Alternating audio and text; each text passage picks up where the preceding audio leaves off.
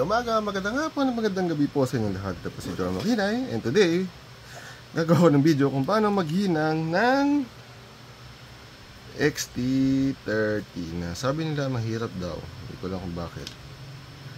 Well, anywho, ang unang bagay ay lagyan to ng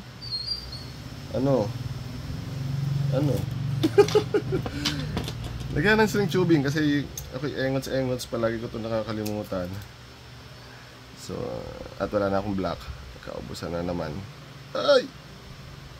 So, lagay muna tayo dyan. Tapos, dapat meron kayong ganitong XT30 plug. Make sure lang na tama yung polarity. At meron kayong battery for reference para hindi kayo magkamali. So, ito, pula-pula. Okay? So, helping hand. Ilagay.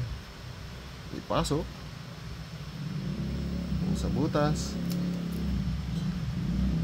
Malakas na panghinang. Then, initan ang contact points. Then, pag maganda yung panghinang mo, easy peasy, lemon squeezy yan. Yeah? Easy peasy, lemon squeezy. Next naman, yung isa. At natanggal. Hindi pa kasi mainit.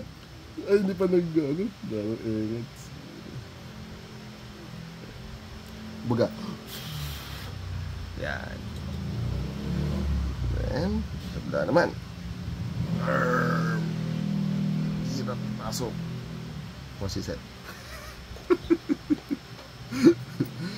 Then, negative. And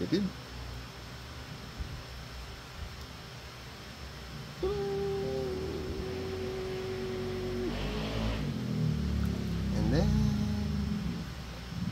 okay.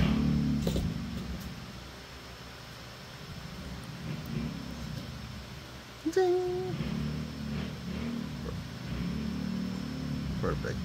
Medyo. Then, ayan na.